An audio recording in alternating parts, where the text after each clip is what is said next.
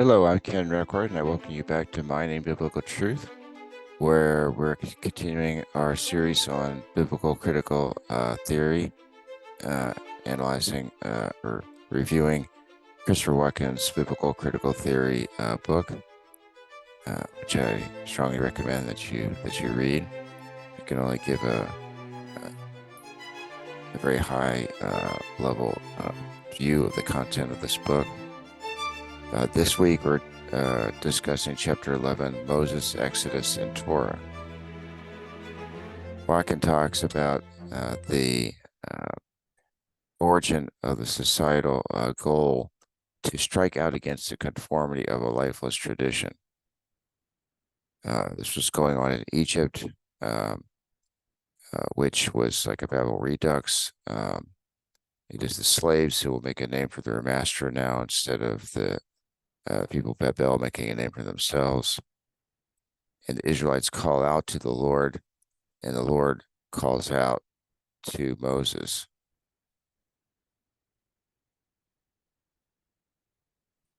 And he talks about God's name and criminal justice. God reveals his personal covenant name to Moses as Yahweh. Revelations of two emphases in his name occur in Exodus 3 and 3:34, emphasizing his self-existence or aseity and his covenant commitment. His self-existence is expressed by I am that I am, meaning that I always was. It does not objectify God. He is the eternal subject, not anyone's object. He is not whoever we want him to be. Jesus claims this name in John 8. And there's also, I think, a sense in which Jesus in his public ministry makes it clear that even his followers, like Peter, cannot determine what they want Jesus to be. Exodus 33:34 is seeing God's glory, its covenant faithfulness with qualities of justice and graciousness. In today's world, we have the extremes on the left. The compassion addresses the cause of crime. On the right, justice punishes the criminal and protects society. It's the dichotomy of modern criminal justice.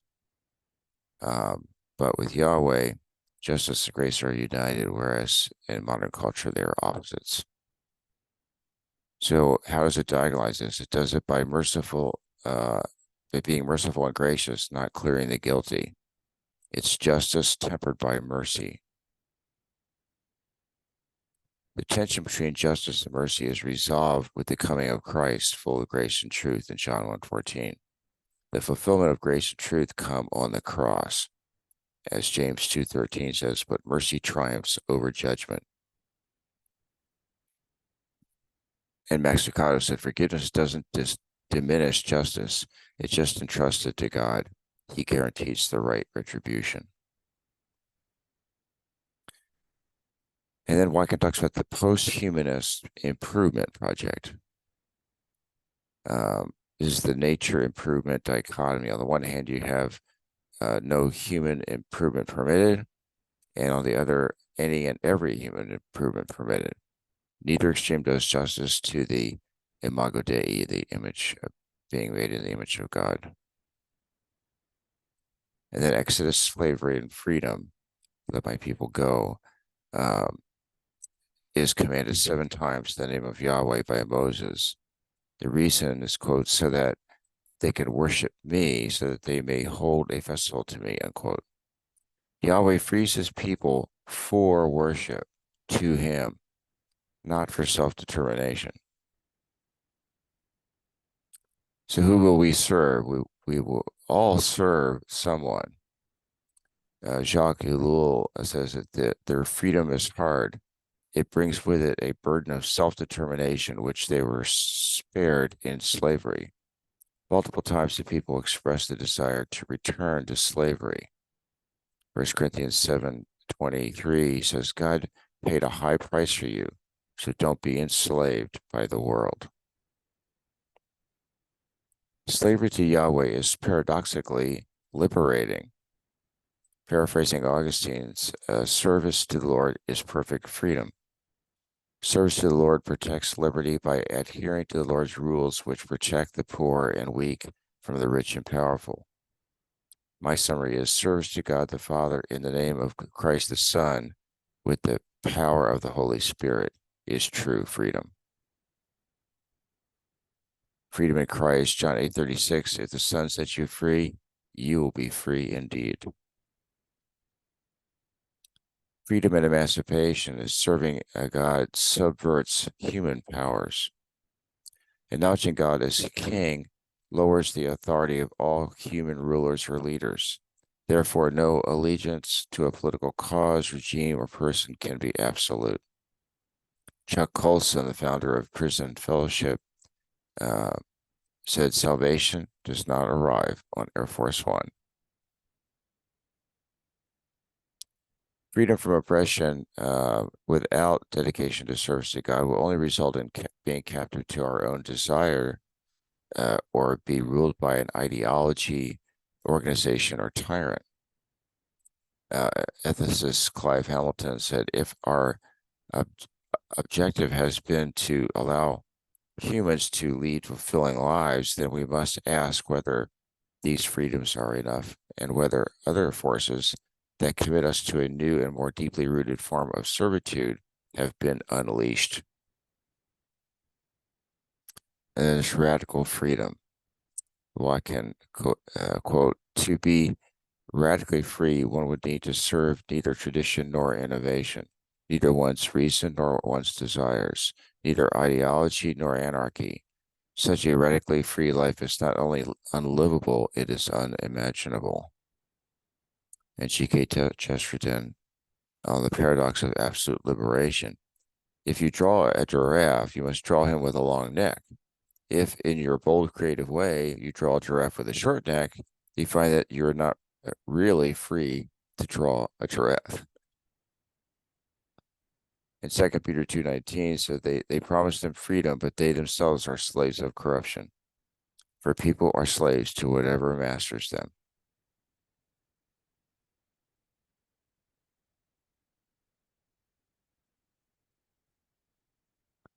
And then the post-humanist improvement project.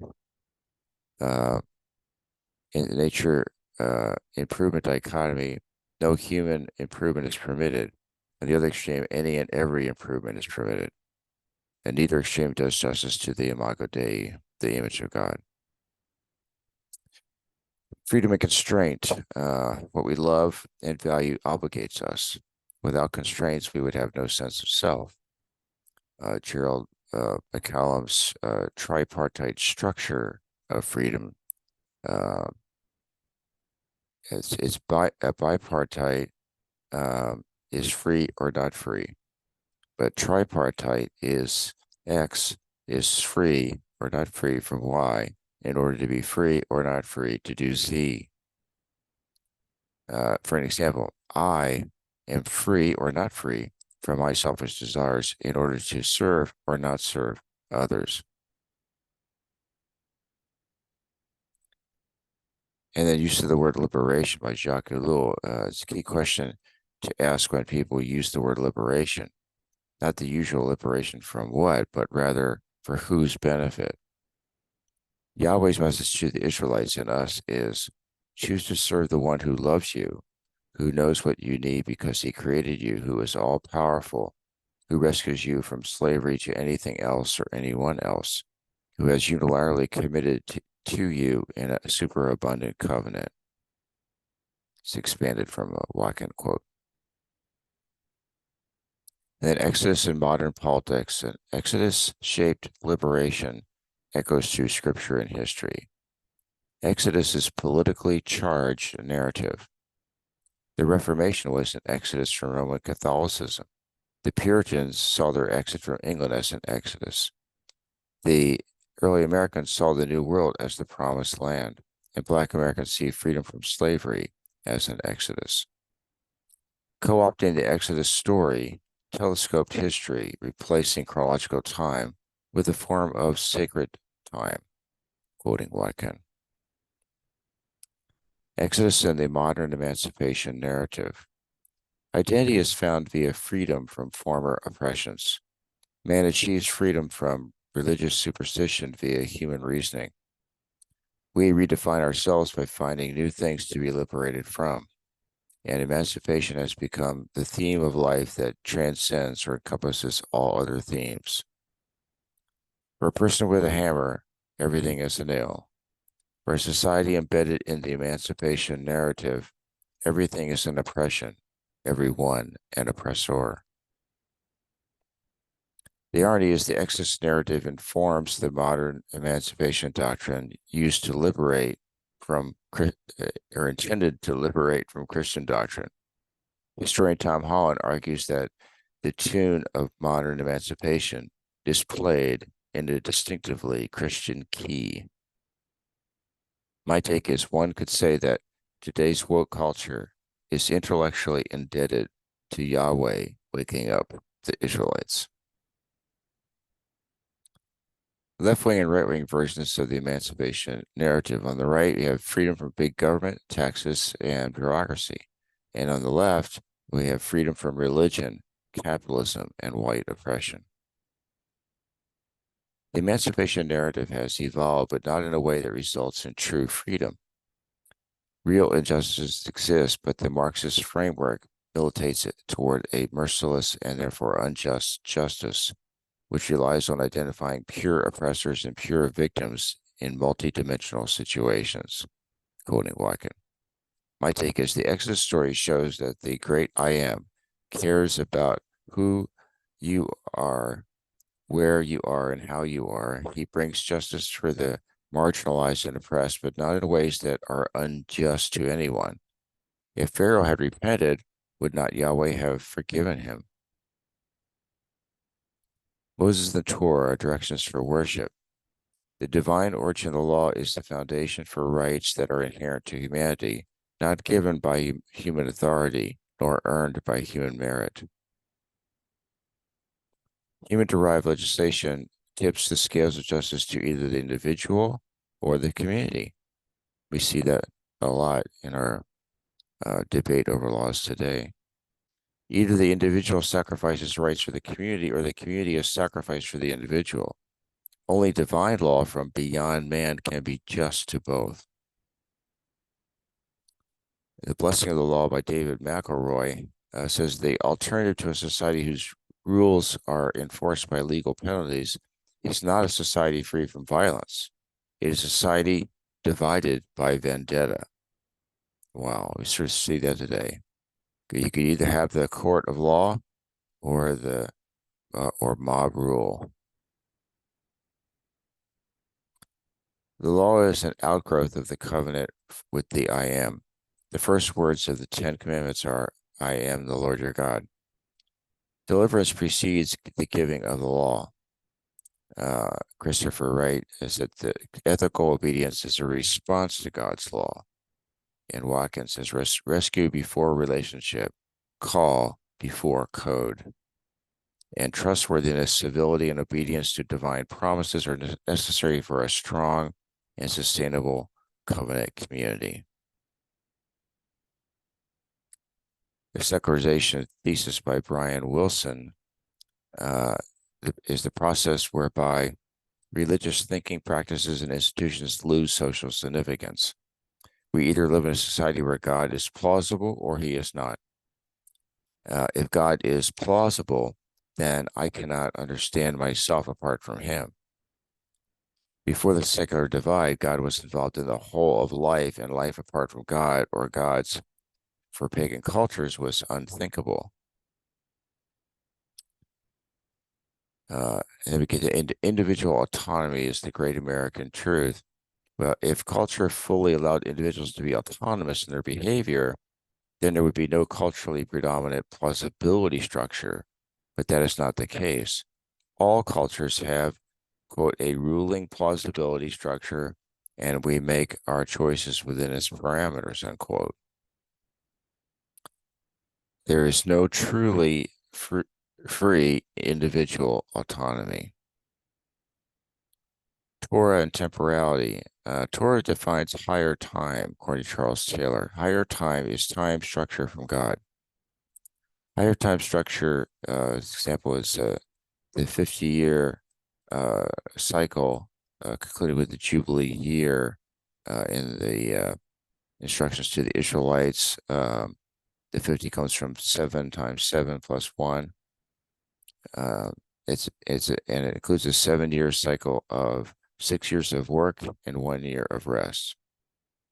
We don't have proof that this is the ideal model for humans because the Israelites did not do it even once. However, we do have proof that the 7-day week cycle of 6 days of work and 1 day of rest is ideal. In reaction against God's structure of time, the French Revolutionists instituted a 9+1 week. It resulted in widespread mental illness and was abandoned. The divine time structure reminds people of God's presence and the need to thank Him for His providence. All cultures have an infrastructure of time. The question is which structure is in the best interest of humans, one chosen by them or one designed by their maker? So here's your think about it question this week. Is the legal system in your country balancing justice and mercy? Let's go, Lord, in prayer. Dear Lord, thank you for these insights into the Exodus, how the Exodus theme has been subverted by culture, and they don't even realize that they're basing it on your word, and yet your word is just eternal as your nature, and that leads to justice and mercy. Please, Lord, help us to accept that kind of freedom that you offer. In Jesus' name, amen.